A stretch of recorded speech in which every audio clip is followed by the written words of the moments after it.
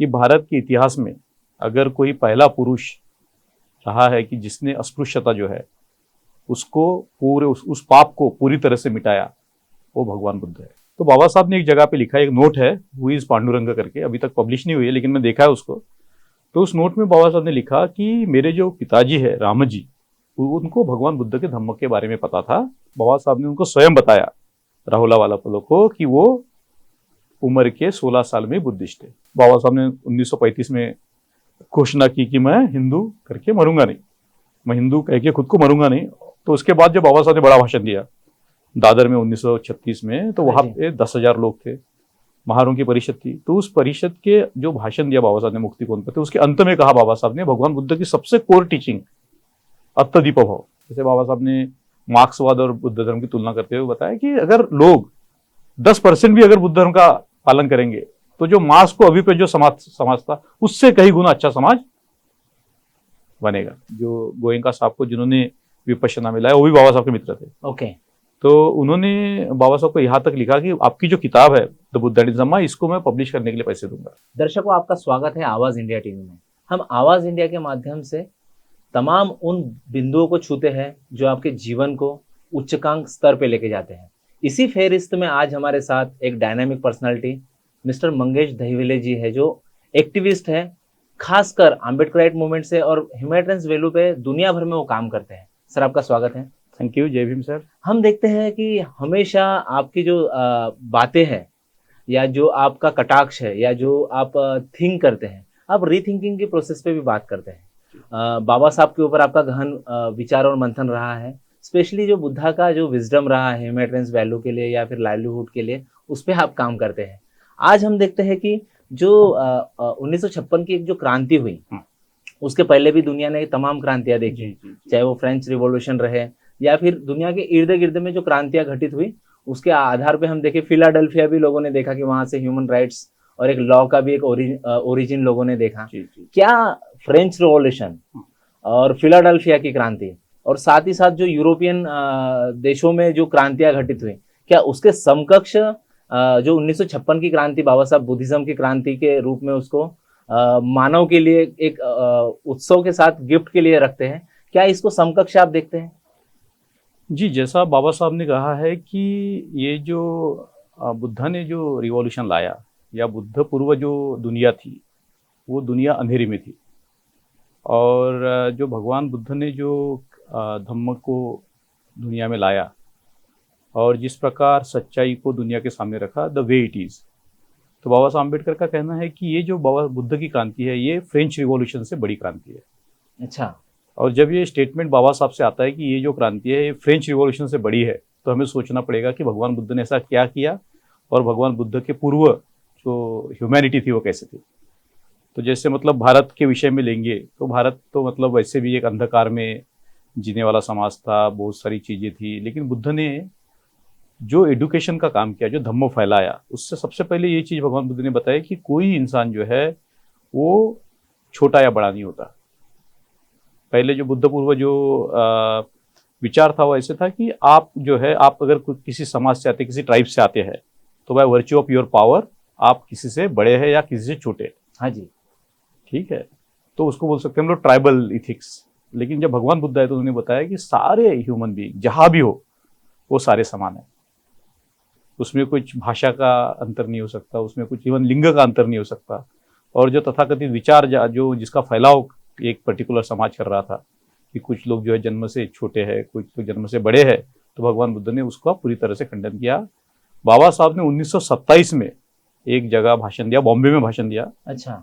और उस भाषण का जो मतलब वो गणेश उत्सव को बाबा साहब को बुलाया था, तो उस भाषण में बाबा साहब ने बड़ी महत्वपूर्ण बात कही कि भारत के इतिहास में अगर कोई पहला पुरुष रहा है कि जिसने अस्पृश्यता जो है उसको पूरे उस पाप को पूरी तरह से मिटाया, वो भगवान बुद्ध है। अच्छा, यानी आपने एक संज्ञा दी पुरुष।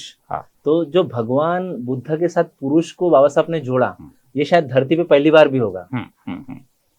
यानी एक पुरुष की संज्ञा वो दे रहे हैं, तो कितना सरलता से समझा रहे हैं। सर, बाबा साहब ने पूरे धम्म को सरल करके बताया। अच्छा। तो अगर इसी विचार को देखेंगे तो 1927 की बात है, हम लोग 56 की बात कर रहे थे, लेकिन हम लोग बाबा साहब को देखेंगे तो 1927 में ये बात कर रहे हैं बुद्ध के बारे में। तो ये मेरे ख्याल से बड़ी महत्वपूर्ण बात है। और रही क्रांति की बात, तो हम देखेंगे कि बुद्ध पूर्व जो था, जैसे मतलब श्रीलंका है, हाँ जी, या फिर सेंट्रल एशिया है, या फिर भारत का कोना कोना है, तो जिस प्रकार बुद्ध के विचारों ने इस पूरे मानव जाति को सुसंस्कृत किया, एक कला, एक विचार, एक नई राजनीतिक संस्था जो भगवान बुद्ध के विचारों के चलते हुए अशोक ने बनाई, तो हम इसको देखेंगे अगर इस मायने से, तो भगवान बुद्ध ने जो क्रांति किया, वो क्रांति वाकई में विश्व की एक बहुत बड़ी क्रांति है, ऐसा हम कह सकते हैं। तो इन सब चीजों के वजह से बाबा साहब का जो अट्रैक्शन जाता है बुद्धिज्म की तरफ, क्या ये वजह थी कि इसके, और हम लोग जैसा डीप में जाते हैं तो क्या वजह चिन्हित करते हैं आप? देखिए, बाबा साहब मतलब अगर बचपन से देखेंगे बाबा साहब को, तो बाबा साहब एक मतलब बड़े ही जिज्ञासु प्रकार के व्यक्ति थे। तो जैसे उनके पिताजी जो थे राम जी सतपाल, तो एक वो बड़े मतलब थिंकर थे, उनको अंग्रेजी का बहुत ज्ञान था क्योंकि वो हेडमास्टर थे। तो बर्मा, वो मिलिट्री में जब थे वो तो बर्मा गए थे। अच्छा। और ये बाबा साहब ने बात लिख के रखी है, और बर्मा में तो बुद्धिज्म है। हाँ जी। हर जगह में बर्मा में आप जाओगे तो आपको बुद्ध के सिवाय कुछ नहीं मिलेगा, आप श्रीलंका जाओगे तो आपको कुछ नहीं मिलेगा। तो बाबा साहब ने एक जगह पे लिखा, एक नोट है, हु इज पांडुरंग करके, अभी तक पब्लिश नहीं हुई है लेकिन मैं देखा है उसको। तो उस नोट में बाबा साहब ने लिखा कि मेरे जो पिताजी है राम जी, उनको भगवान बुद्ध के धम्म के बारे में पता था, और उनको सिर्फ 37 पता थे, उसके बाहर का धम्म नहीं पता था। कौन सा साल होगा तकरीबन वो? ये तो मतलब मान लो राम जी गए मतलब 1913 में, उसके पहले का बात रहेगा ये, मतलब अच्छा। जब बाबा साहब जब ग्रो अप हो रहे थे। ओके, ठीक है, उस वक्त मतलब बुद्धिज्म के बारे में लोगों को जानकारी थी भारत में, यानी बुद्धिज्म का नाता उनका बचपन से था, ऐसा आप बता रहे हैं? मतलब उनको पता था भगवान बुद्ध के बारे में। ओके, ठीक है, भगवान बुद्ध के बारे में उनको बचपन से पता था। यहाँ तक कि जो एक बड़ा विद्वान है राहुल वालपोल, हाँ जी, जिसने बुद्धिज्म के ऊपर बहुत अच्छी किताब लिखी है, तो व्हाट द बुद्धा टॉट, इसने एक ये मैगजीन चलाता था वर्ल्ड बुद्धिज्म करके। ओके, तो उसमें उन्होंने लिखा 1960 के एडिशन में कि बाबा साहब ने उनको स्वयं बताया, राहुल वालपोल को, कि वो उम्र के 16 साल में बुद्धिस्ट थे। अच्छा। बाद में हमें पता है कि बाबा साहब ने काफी बार बताया कि जो दादा किर्लोस्कर की जो किताब थी बुद्ध का चरित्र, उनका उसके ऊपर तो बहुत बड़ा इम्पैक्ट था बाबा साहब के ऊपर। और दादा किर्लोस्कर स्वयं जो थे राम जी के मित्र थे, बाबा साहब को बहुत चाहते थे, और जब तक जीवित थे बाबा साहब के कांटेक्ट में थे। तो एक बात हम लोग देखेंगे कि बाबा साहब को पहले से ही जो है बुद्ध धर्म का प्रभाव उनके ऊपर था। यहाँ तक कि मतलब कोलंबिया यूनिवर्सिटी में बाबा साहब कर रहे थे रिसर्च, तो एंशिएंट इंडियन कॉमर्स के बारे में, तो वहां भी हमें मिलता है कि बाबा साहब ने जातक का जिक्र किया है। अच्छा। और आगे तो ये बात है कि एक दो किताबों में बाबा साहब ने सिग्नेचर की है, इसमें 1915 लिखा है, रीच डेविस की किताब, तो कोलंबिया यूनिवर्सिटी में बाबा साहब ने पढ़ी थी, मतलब 13 से 16 के बीच बाबा साहब कोलंबिया यूनिवर्सिटी में थे। हाँ जी। तो बाबा साहब ने रीच डेविस की किताब पढ़ी थी। बाद में मैंने जब देखा उनकी बहुत सारी किताबें देखा, तो उसमें देखा मैंने कि बाबा साहब बहुत मतलब पढ़ते थे, जो किताबें पब्लिश होती थी वो बाबा साहब पढ़ते थे बुद्धिज्म के बारे में। और ये स्कॉट स्ट्राउड ने भी रिसेंटली एक एविडेंस लाया, बड़ा इंटरेस्टिंग एविडेंस है, कि एक जो कोलंबिया यूनिवर्सिटी की एक लाइब्रेरियन थी, उसने ये जिक्र किया है कि एक भारत से एक अनटचेबल लड़का था जो पढ़ाई करता था और ये सोचता था कि मेरे समाज के इमेंसिपेशन के लिए, मुक्ति के लिए डुई अच्छा रहेगा, बुद्ध अच्छा रहेगा। अच्छा। तो आप सोच सकते हैं कि मतलब कितना बड़ा इम्पैक्ट बाबा साहब के ऊपर रहा है। फिर 1927 में जब महाड़ की क्रांति करने बाबा साहब गए, तो वो सीधे वहां से गए जहाँ पे महाड़ पे लेनी है, बड़ी सुंदर लेनी है, तो वहां गए, गांधार पार्ले लेनी में गए बाबा साहब, अपने लोगों को लेके गए और बताया कि ये जगह पे बड़े बड़े अरहंत होके गए करके। तो अगर इस प्रकार हम लोग ट्रेस करेंगे तो हमें दिखता है कि बाबा साहब के जीवन में तो बुद्ध काफी पहले आए थे और बहुत प्रभाव बाबा साहब। राजगृह का नाम दीजिए, देख लीजिए, अपने घर का नाम राजगृह कौन रखेगा? हाँ जी, है ना, कौन रखेगा अपने कॉलेजों का नाम मतलब बुद्ध के नाम से? जैसे सिद्धार्थ कॉलेज है, सिद्धार्थ कॉलेज तो बुद्ध के नाम से। बाद में आनंद वन है, बुद्ध वन है बॉम्बे में। यहाँ तक कि जब हम आगे देखेंगे औरंगाबाद में तो मिलिंद कॉलेज है, और जो पूरा एरिया है उसका नाम है नागसेन वन। तो ये सब देखेंगे हम लोग, इससे काफी चीजें पता चलती है, लिखान में बहुत मिलता है। जो बाबा साहब की बुद्ध के बारे में जो आस्था थी, बाबा साहब का जो बुद्ध के बारे में जो श्रद्धा थी, इसके बारे में काफी मिलता है। जैसे मान लो हम मुक्ति कौन पर थे, जब बाबा साहब ने 1935 में घोषणा की कि मैं हिंदू करके मरूंगा नहीं, मैं हिंदू कह के खुद को मरूंगा नहीं, तो उसके बाद जब बाबा साहब ने बड़ा भाषण दिया दादर में 1936 में, तो वहां पे 10,000 लोग थे, महारों की परिषद थी। तो उस परिषद के जो भाषण दिया बाबा साहब ने मुक्ति कौन पर थे, उसके अंत में कहा बाबा साहब ने भगवान बुद्ध की सबसे कोर टीचिंग अत्तदीप भाव। बाबा साहब ने बोला कि आज मैं तुम ज्यादा चीजें ध्यान में रखोगे, लेकिन एक चीज तुम्हें बताता हूँ, तुमको ध्यान में रखनी है। वो है कि महापरिनिर्वाण सूत्र में भगवान बुद्ध ने जो आनंद को उपदेश दिया, वो मैं तुम्हें अपने अपने दिमाग में रखने को बोलता हूँ। वो है उद्देश्य अत्तदीप भावा। हाँ जी। तो 1936 की बात है वो। तो ऐसे काफी चीजें हैं कि जिससे हमें पता चलता है कि बाबा साहब के ऊपर जो है वो बुद्ध धर्म का प्रचार जो प्रभाव है वो काफी गहरा एक था। स्पेशली पूना के जो राइटर्स हैं या फिर हम बोल सकते हैं कि एक जो हेजिमनी बनी है राइटिंग की इंडिया में, वो एक आरोप लगाती है कि बाबा साहब ने जो बुद्धिज्म लिया ये एक काउंटर एक्शन था, जो वर्ण आश्रम था या फिर जो इकोसिस्टम बना है सोसाइटी का, उसका एक प्रति उत्तर था। इस पे आप क्या विचार रखते हैं? देखिए, बाबा साहब की दृष्टि इतनी सीमित नहीं थी।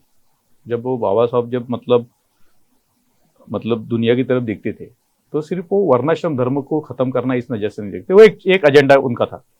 लेकिन बाबा साहब का बड़ा एजेंडा था कि इस जो ह्यूमैनिटी है इसको सही रास्ते पे कैसे लाया जाए, संपूर्ण मानवता को सही रास्ते पे कैसे लाया जाए, संपूर्ण मानवता का जो है वो विकास कैसे किया जाए, संपूर्ण मानवता को मुक्त कैसे किया जाए, ये था। तो जाति भेद की तरफ बात करना, जाति भेद के बारे में बात करना, वर्णाश्रम धर्म की बात करना, ये तो एंटी ह्यूमैनिटी है। तो उसके बारे में कोई भी जिसको भी दिमाग रहेगा, कोई भी अगर जिसके मन में करुणा रहेगी वो तो बात करेगा कि जाति पात खत्म हो, वर्ण व्यवस्था खत्म हो।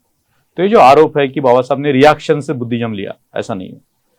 मतलब बाबा साहब को पता कि इतना बड़ा विचार है बुद्ध का विचार, अगर लोग इसको अमल में लाएंगे तो ये जाति भेद वर्ण भेद तो वैसे ही निकल जाएगा, क्योंकि विचारों में इतनी शक्ति है कि ये सारे जो डिफरेंसेस है उसको मिटाते हैं।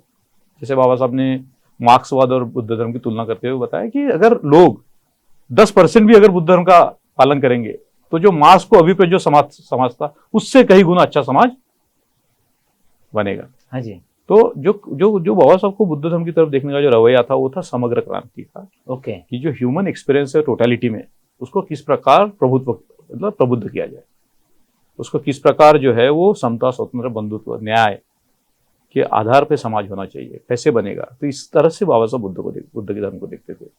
कितने विचारधाराओं को उन्होंने पढ़ा था, उनको समझा था बुद्धिज्म अंगीकार करने के पहले? उस वक्त प्रचलित जो मान्यताएं थी, अलग अलग विविध धर्म थे, आपको क्या लगता है कि इन सब विचारधाराओं को पढ़कर ऐसा क्या उनको मिला बुद्धिज्म की कि वो बुद्धिज्म के रास्ते चले गए? देखिए, बाबा साहब अम्बेडकर एक अलग प्रकार के थिंकर थे। वो ऐसे थिंकर थे कि वो बहुत सारे आइडियाज जो है उसको पढ़ के सिंथेसाइज कर सकते थे। क्योंकि अगर हम लोग किताबें देखेंगे, अगर केवल बुद्ध धर्म की बात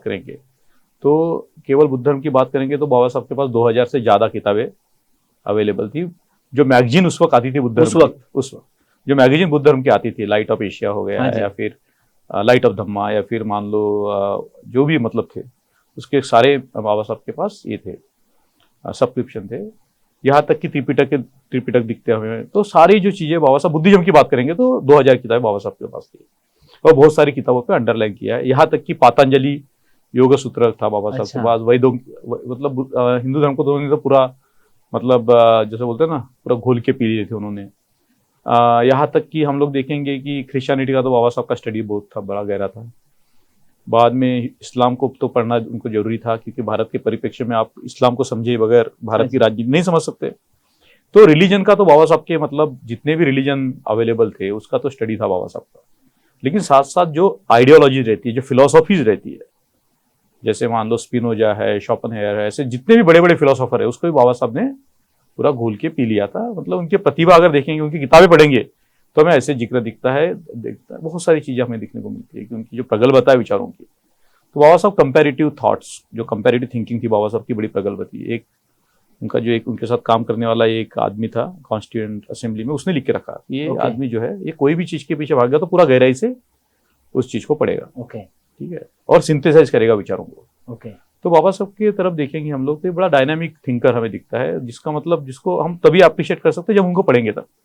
काफी लोग हैं बिना पढ़े बाबा साहब के बारे में बात करते हैं, लेकिन जब वो गहराई से पढ़ेंगे बाबा साहब को, तो जैसा पेरी एंडरसन बोलता है कि बाबा साहब को पढ़ना मतलब अलग विश्व में जाना।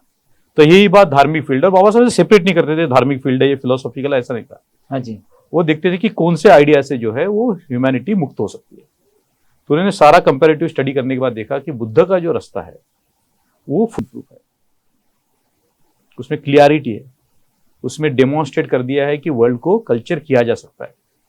उसने डेमोन्स्ट्रेट किया कि एक वेलफेयर स्टेट बनाई जा सकती है। धम्मन ने डेमोन्स्ट्रेट किया कि जो कौमें हाँ जी हिंसा में जी रही थी उनको अहिंसक समाज में परिवर्तन उसका हो सकता है, ये डेमोन्स्ट्रेट किया बुद्धिज्म ने। तो बाबा साहब वैसे भी मतलब जो थे इतना सब कंपैरेटिव स्टडी करने के बाद तो वो बुद्ध के मार्ग को उन्होंने ये किया, आगे बढ़ाया। हम देखते हैं कि बाबा साहब के 56 की धम्म क्रांति के पहले भी जो बुद्धिज्म के लोग थे, चाहे एशियाटिक सोसाइटी हो या फिर अलग अलग देशों में बुद्धिज्म में काम हो रहा था, क्या उनके साथ बाबा साहब का कुछ मिलनसार ऐसे कुछ पत्र व्यवहार आपके गहनता में आया? बहुत बड़ा सवाल है ये और बहुत अच्छा सवाल है कि बाबा साहब जो है, बाबा साहब के वक्त जो है वो मतलब जैसे मान लो कोलंबो यूनिवर्सिटी है, तो it was always already expose to Buddhism. ठीक है, तो जैसे मतलब बहुत बड़े स्कॉलर है बुद्धिज्म के, जापान से आते थे, जो बाद में कोलंबो यूनिवर्सिटी में बुद्धिज्म के लेक्चर भी लेते थे। उनका नाम था डीटी सुजुकी। ओके। और बाबा साहब को इन्विटेशन था जापान का, लेकिन वो जा नहीं पाए। एक तो 30s में जाना था, लेकिन तबीयत खराब होने के बाद कारण नहीं गया, और 56 में उनको जाना था, नहीं जा पाए जापान में। तो जापानीज जो बुद्धिस्ट है डीटी सुजुकी, ये बाबा साहब के संपर्क में मेरे ख्याल से जो है वो आए, और शायद वो जो world fellowship of Buddhist conference है 1950s की, वहाँ पे वो एक वन ऑफ द रिप्रेजेंटेटिव थे। लेकिन डीटी सुजुकी साहब बाबा साहब को रिस्पेक्ट देने आए। वो 1960 में मिलन कॉलेज आए। ओके। 1960 में डीटी सुजुकी, मतलब अगर आप गूगल करेंगे तो बहुत बड़ा विद्वान है। तो आए मिलन कॉलेज में और उन्होंने लिखा कि ordinary mind is the way. मतलब एक उन्होंने मतलब जो जैन संप्रदाय के थे, तो वो कुछ ऐसे एक वाक्य में पूरा धम्म बताते थे, तो उन्होंने लिख के रखा है कि ordinary mind is the way, लिखा है, हाथ से लिखा है। तो एक तो ये बात हो गई। बाद में बाबा साहब जो थे, हाजिमे नाकामुरा, ये भी बहुत बड़ा जापान का स्कॉलर था, वो भी बाबा साहब का, उसने लिख के रखा कि मैं दिल्ली में बाबा साहब को मिला। तो काफी ऐसे जो बुद्धिस्ट लोग थे वो बाबा साहब को मिलते थे। लेकिन भारत में और बड़े विद्वान थे बुद्धिज्म के, जैसे बोधानंद, महास्तवीर बोधानंद। तो महास्तवीर बोधानंद बाबा साहब को 1920 में मिले थे मानगांव में। और बोधानंद साहब जो है वो बाबा साहब के बहुत करीबी थे, बहुत ज्यादा करीबी थे। राहुल सांकृत्यायन बाबा साहब को अच्छे से जानते थे। यहाँ तक कि उन्होंने ये करके रखा बाबा साहब के बारे में कि इन्होंने जो बुद्ध धर्म का झंडा जो गाड़ के रखा है उसको कोई मायकाला उखाड़ नहीं सकता। बाद में भदंत आनंद कौशल्यान जो उस वक्त भिक्षु थे, वो बाबा साहब के बहुत करीबी थे। ईश्वर दत्त मेधार्थी, ये बहुत बड़े विद्वान थे यूपी के, वो बाबा साहब को उन्होंने पाली पढ़ाया। तो ऐसे बहुत सारे विद्वान थे वो बाबा साहब के संपर्क में थे, और बाबा साहब को बहुत अपना नजदीकी मानते थे। मतलब 1945 में जो बोधानंद साहब की संस्था थी बुद्धिस्ट स्कूल, उसके उन्होंने बाबा साहब को उन्होंने पैट्रन बनाए थे। अच्छा। तो सब जानते थे कि ये आदमी बुद्धिस्ट है करके। यानी आप ऐसा कहने की कोशिश कर रहे हैं मंगेश जी की क्या वर्ल्ड के जो बुद्धिस्ट थे, क्या 1956 की धम्म दीक्षा में भी उनका सपोर्ट था? क्योंकि बर्मीज भिक्खु हमको मंच पे दिखते हैं फोटोज में। बहुत लोगों का सपोर्ट था। हर बुद्धिस्ट जो भी कहीं भी हो दुनिया में, उसकी इच्छा रहती है कि भारत में बुद्ध धर्म का पुनरुज्जीवन हो। उनको सबको दुख होता है कि भारत में बुद्ध धर्म क्यों नहीं है। अच्छा। ठीक है, तो जैसे मतलब मान लो जीपी मलाला शेखर जो WFB के फाउंडर थे, रिजोल्यूशन पास हुआ था कि भारत में रिवाइवल के लिए हम लोग कार्य करेंगे 1950 में। ठीक है, तो बर्मीज लोग चाहते थे कि भारत में बुद्धिज्म का प्रचार प्रसार हो। यूनू जो वहां के मतलब ये थे प्राइम मिनिस्टर, वो बाबा साहब के बहुत करीबी दोस्त थे। और वो बाबा साहब की जो एक छुन थान करके एक आदमी है जो गोयंका साहब को जिन्होंने विपश्यना मिला है, वो भी बाबा साहब के मित्र थे। ओके। तो उन्होंने बाबा साहब को यहाँ तक लिखा कि आपकी जो किताब है द बुद्ध एंड हिज, इसको मैं पब्लिश करने के लिए पैसे दूंगा। अच्छा। आप जानते होंगे कि पंडित नेहरू ने मना कर दिया था वो किताब को पैसे देने के लिए, लेकिन उसने बोला था कि मैं आपकी, यानी षड्यंत्र होते रहे एक बुद्धिज्म को रोकने के। आपने किताब का जिक्र किया, ऐसी कौन सा वर्ल्ड लेवल का लिटरेचर है जो बाबा साहब को एक विश्व लीडर भी बनाता है और एक बुद्धिज्म का एक स्पिरिचुअल गुरु भी बनाता है कि उन्होंने भारत में बुद्धिज्म का रिवाइवल किया? तो कौन से कोटेशन और कौन से बुक्स को आप लोगों के सामने साझा करने की कोशिश? देखिए, बाबा साहब का साहित्य विशाल है। बाबा साहब का साहित्य इतना विशाल है कि हर जो मतलब बाबा साहब की जो हर लाइन लिखी है वो मानवीय उत्थान के लिए, वो कोई मतलब ऑर्नामेंटल लिटरेचर नहीं है कि जिससे आपके दिल को खुशी देना है। बाबा साहब लिख सकते थे, लेकिन बाबा साहब ने सारी जो लिखाई की है वो एक ही दिशा में की है कि जो मानव जाति है उसकी मुक्ति कैसे हो। आप कहीं से भी रैंडमली भी कोई बाबा साहब का थॉट उठा के देखेंगे तो आपको उसी दिशा में दिखेगा। तो बाबा साहब के जो विचार थे उस वक्त जो है वो काफी लोगों को प्रभावित करते थे। तो जैसे आपने सुना होगा बुराकुमिन कम्युनिटी जापान में, जिनको एटा कहते हैं, उनका जो लीडर था जिसने बुराकुमिन लिबरेशन आर्मी की स्थापना की, वो 1945 में बाबा साहब को आके मिल के गया और वो बाबा साहब से काफी प्रभावित हुआ था। बाद में हम लोग देखेंगे कि जो मार्टिन लूथर किंग साहब जो थे वो एक किताब को अपनी बाइबल मानते थे। Okay. The strange law of gym crow करके किताब है, और उस किताब का जो लेखक है उसका नाम है वुडवर्ड। तो जो वुडवर्ड साहब जो है, ये 1945 के संबंध जब मतलब वर्ल्ड वॉर 2 चल रहा था, तो काफ़ी अमेरिकन सैनिक भारत में थे। ये नेवल ऑफिसर था, बाबा साहब ने मिलने गया था, और उसने अपने बायोग्राफी में लिखा कि ये जो किताब है उसको लिखने की एक जो प्रेरणा है वो बाबा साहब आम्बेडकर से आती है। अच्छा। और उसने ये भी लिखा है कि बाबा साहब जितना जानते थे ब्लैक मूवमेंट के बारे में, मैं बड़ा सरप्राइज हुआ कि आदमी कितना जानता है। और जिस किताब को मार्टिन लूथर किंग बोलता था कि ये मेरी बाइबल है, the strange law of gym crow, उस किताब का मतलब जो लेखक है वो कहता कि एक प्रेरणा मेरे को बाबा साहब अम्बेडकर से आती है। तो उस वक्त बाबा साहब एक बहुत डायनामिक व्यक्ति करके मतलब मौजूद थे, काफी लोग बाबा साहब को जानते थे, और मतलब जो न्यूज़पेपर्स है वो भी बाबा साहब को जानते थे। तो अभी हम लोग एक थॉट तो नहीं बोल सकते, क्योंकि पूरे समूचे थॉट जो है बाबा साहब के उसी दिशा में जाते हैं। यानी बाबा साहब के पुस्तकों की वजह से वो प्रसिद्ध हो गए थे वेस्टर्न वर्ल्ड में, बोलिए या फिर पुस्तक वो बोलिए कि जो भारत में डेमोक्रेसी लाने के लिए बाबा साहब का जो काम था, हाँ जी, वो बड़ा महत्वपूर्ण था। क्योंकि जैसे मतलब मान लो जो राउंड टेबल कॉन्फ्रेंस हुई, तो बाबा साहब इंग्लैंड गए, तो इंग्लैंड में वो सिर्फ जो है रूलिंग पार्टी के लोगों से नहीं मिलते थे, तो अपोजिशन पार्टी के लोगों से मिलते थे। और जैसे मतलब मान लो अभी चर्चिल था, तो ये कभी रिसेंटली एक रेफरेंस आया है कि चर्चिल जो है वो बाबा साहब की जो किताब है हु वेयर शुद्राज, हाँ जी, उससे काफी प्रभावित था। ओके, उसने विंस्टन पढ़ा चर्चिल। था, विंस्टन चर्चिल उसने पढ़ा था। तो इसका दाखला बाबा साहब स्वयं देते हैं, एक अपने जो उनके स्टूडेंट थे उनको मिलते हुआ।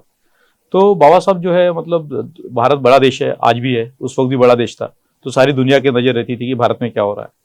तो जब राउंड टेबल कॉन्फ्रेंस हुई तो डेमोक्रेसी की बात चल रही है, बाबा साहब सब इसको अलग अलग न्यूज़पेपर से मिल रहे हैं, पॉलिटिकल पार्टी के लोगों को मिल रहे हैं, अपोजिशन पार्टी के लोगों को मिल रहे हैं। तो वैसे ही बाबा साहब को तो सारे लोग जानते थे। और मतलब जहाँ भी मतलब अनटचेबिलिटी आज भी मतलब बड़ा महत्वपूर्ण विषय है, उस जमाने में बड़ा महत्वपूर्ण विषय था। तो बाबा साहब को तो वैसे लोग जानते थे इंग्लैंड में। तो मतलब सर आपने अनटचेबिलिटी की बात की, अभी हम देखते हैं अनटचेबिलिटी के साथ पूरी दुनिया में रेसिज्म भी बढ़ रहा है, एक तरीके से कास्ट कैपिटलिज्म भी हावी हो रहा है। कैपिटलिज्म लोग या फिर डीप स्टेट जैसे अलग अलग आरोप लगते हैं कि दुनिया में व्यापारी लोग देश चलाते हैं। राइट। क्या बाबा साहब का जो लिटरेचर है बुद्धिज्म से, क्या दुनिया को मार्ग दिखा सकता है पीस के लिए, मानवता के लिए? और किस तरीके से पुस्तकें जो बाबा साहब ने जो यानी मार्गदाता के रूप में पूरी दुनिया को एक तरीके से मानवता के राह पे लेके जा सकता है? कैसा लगता है, क्या लगता है? देखिए, बाबा साहब की एक बड़ी गिफ्ट है ह्यूमैनिटी को, है कंपैरेटिव स्टडी। Okay. माइंड को रिजिड मत बनाओ, ओपन माइंड रखो। ओपन माइंड से सारे आइडियाज को एग्जामिन करो। ये उन्होंने जो तत्व है वो उनके गुरु डुई से लिया था, लेकिन वो हमें हर जगह पे वो मार्गदर्शक है कि कंपैरेटिव थॉट्स, कंपेयर करो कंपेयर करो। तो एक काम बाबा साहब ने किया कंपैरिजन का, वो बुद्ध और मार्क्स को कंपेयर कर डाला। अच्छा। अभी वो जो दशक था, वो दशक में सारे जो बुद्धिस्ट कंट्री है वो मार्क्स के पास, मार्क्सवाद के पास जा रहे थे। कंबोडिया है, मान लो आपका कोरिया है, चाइना है, हर जगह पे जो लोग हैं वो मार्क्सवाद की तरफ जा रहे थे। और बाबा साहब जो थे वो मतलब वो बाबा साहब तो रिवॉल्यूशन का मानते थे, काफी उनको लगता था कि ह्यूमैनिटी में चेंज हो, इक्वालिटी आए। और जो ये है रशियन रिवॉल्यूशन, तो उनके जीते जी हुई 1917 की। तो रशियन रिवॉल्यूशन के बड़े गहरे स्टूडेंट थे बाबा साहब, बड़े गहरे स्टूडेंट थे रिवॉल्यूशन के। हाँ जी। फ्रेंच रिवॉल्यूशन है, रशियन रिवॉल्यूशन, बड़ी गहराई से उन्होंने स्टडी किया था।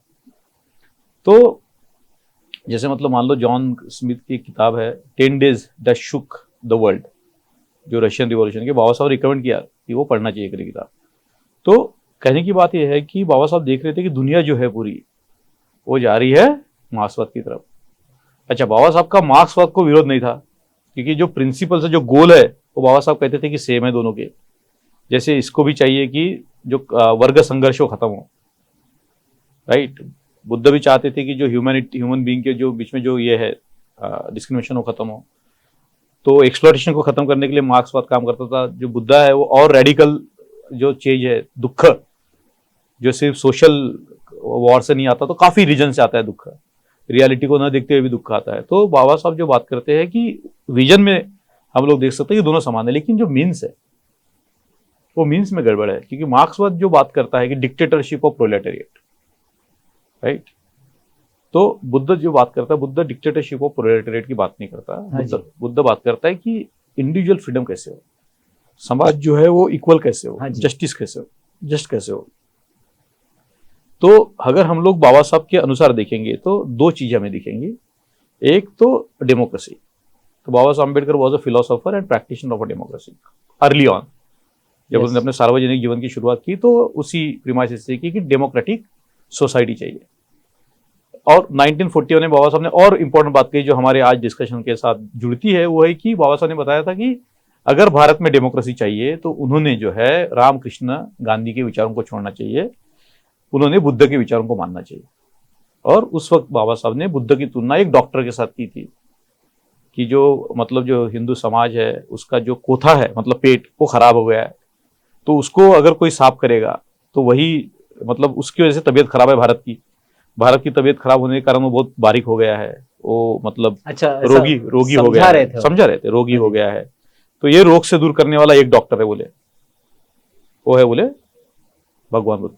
ओके। और भगवान बुद्ध ऐसा डॉक्टर है, और भगवान बुद्ध को ट्रेडिशनली डॉक्टर कहते हैं क्योंकि सारी बीमारियों का इलाज पर आज हम जब 2025 की बात कर लेंगे और प्रेजेंट सर्कमस्टेंसेस की बात कर लेंगे, स्पेशली जो एनआरआईज है, ये जो दुनिया भर में जो फैले हैं भारत के लोग, वो कहीं ना कहीं उनका विरोध हो रहा है। ऑस्ट्रेलिया से विचलित करने वाले फोटोज आ जाती है, कभी कभी हम देखते हैं कि न्यूजीलैंड से फोटोज आ जाती है, अमेरिका से तो लोगों को हथकड़ी पहना के भेजा गया। एक ये पॉलिटिकल विषय है, पर लेकिन कहीं ना कहीं क्या बाबा साहब की जो वार्निंग है, आप इसको कहीं ना कहीं एक लाइन में देखते हैं? देखिए, कोई भी समाज के लोग कहीं भी जाए, जब तक वो मूलभूत जो मानवीय तत्व है, समता, स्वतंत्रता, बंधुत्व, और सबसे important dignity of human being, और बाबा साहब ने कहा कि डिग्निटी ऑफ जो ह्यूमन बीइंग है वो है सेंटर डेमोक्रेसी का,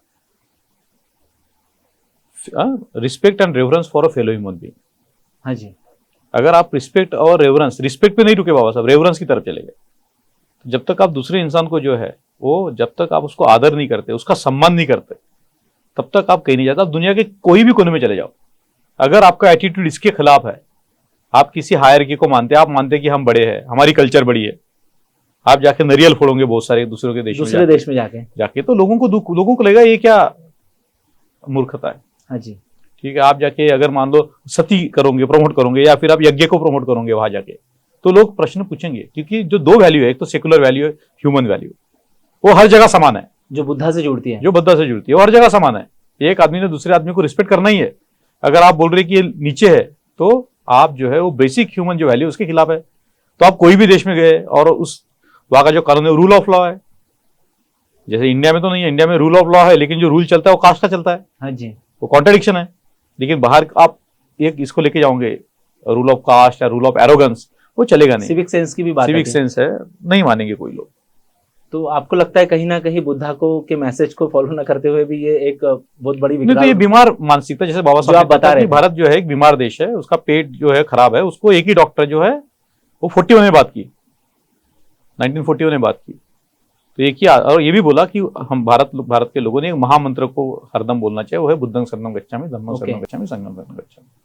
तो कहने की बात ऐसे है कि ये जो बुद्ध की जो फिलॉसफी है, हाँ जी, और जो बाबा साहब ने जिस प्रकार उसको उजागर किया है, मतलब नए परिप्रेक्ष्य में, मुझे ऐसे लगता है कि बाबा साहब को जानना जो है वो अभी सारे विश्व को जरूरत हो गया है, सारे विश्व की जरूरी हो गई। हमारे एक मित्र है कोरिया के, वो कहते हैं बाबा साहब के बौद्ध धर्म को अलग नजर से देखते हैं, एंगेज बुद्धिज्म बोलते हैं बाबा साहब को, और एक तरह से बोलते हैं इंटेलेक्चुअल बुद्धिज्म, कि बुद्धिज्म को हम लोग जो है इंटेलिजेंस लगा के भी पढ़ना चाहिए और देखना चाहिए कि ये जो बुद्ध के प्रिंसिपल है वो आज के परिस्थिति में कैसे काम आए,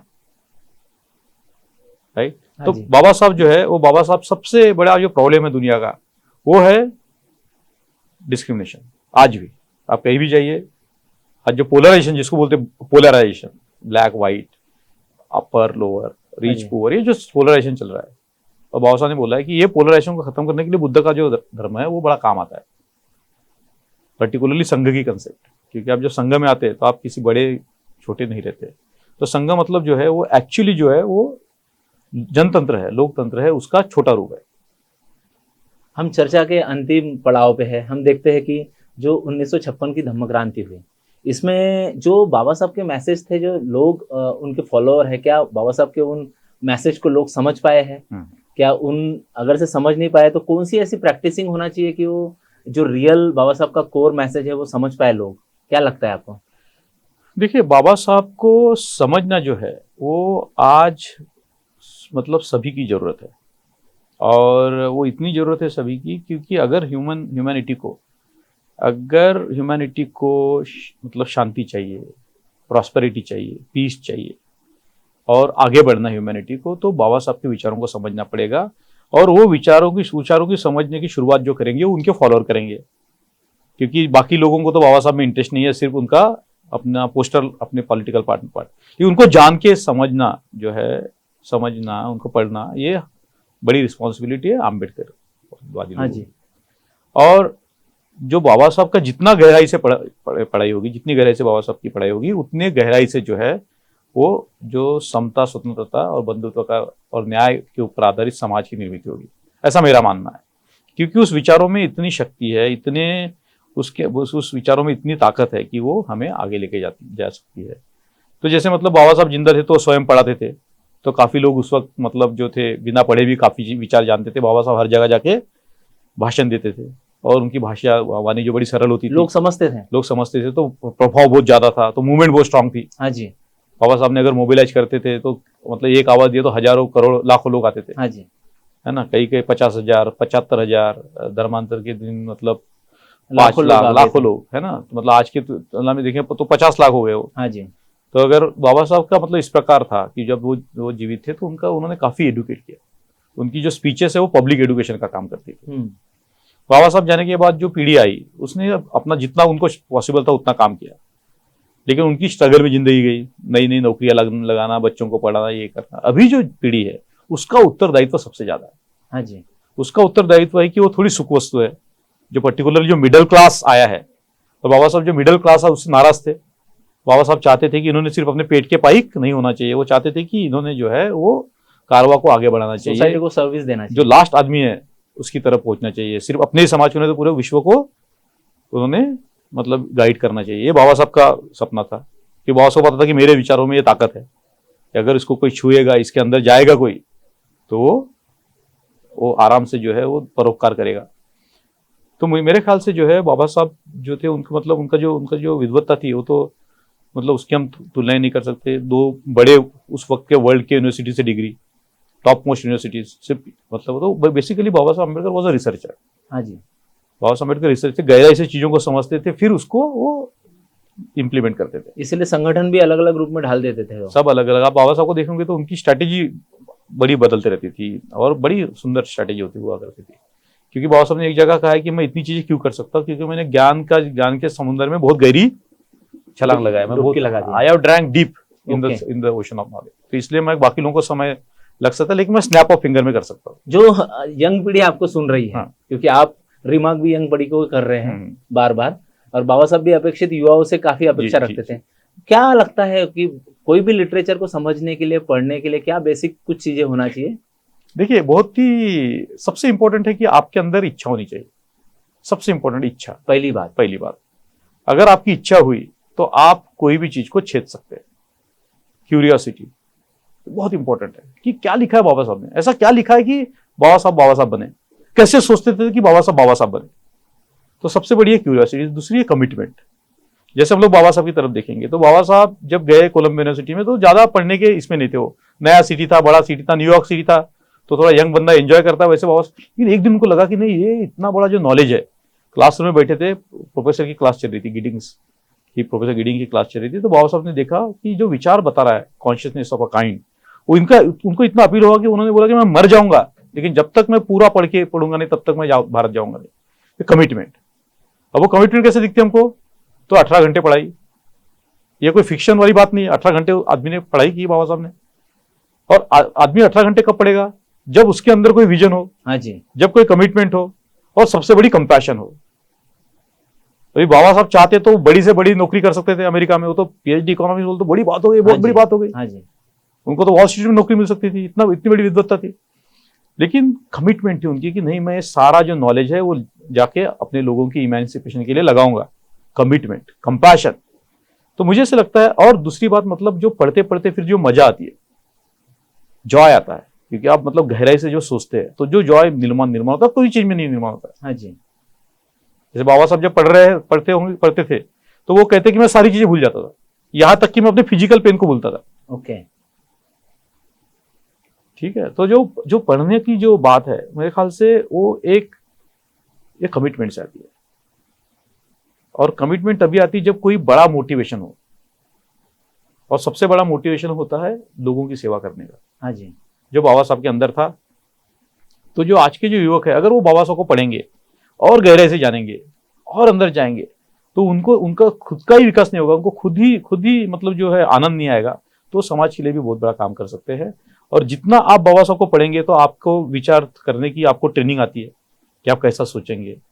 दूसरी क्वालिटी आपके अंदर आती है कि आप बोलेंगे कैसा, आप कैसे एक्सप्रेस करेंगे। क्योंकि बाबा साहब ये दोनों में माहिर थे, सोचने में माहिर थे और एक्सप्रेशन में माहिर थे। उनको पता था कि कैसे किस चीज को कैसे रखना है। और जब आपके पास ये स्किल है एक्सप्रेशन की, तो आप 1000 लोगों को पलटा सकते हैं। हाँ जी। जैसे बाबा साहब ने 1000 लोगों को पलटाया, उनके अपोनेंट को पलटाया, है ना। तो अगर जीवन में सक्सेस चाहिए तो मेरे हिसाब से जो है बाबा साहब को युवा लोगों ने गहराई से पढ़ना चाहिए।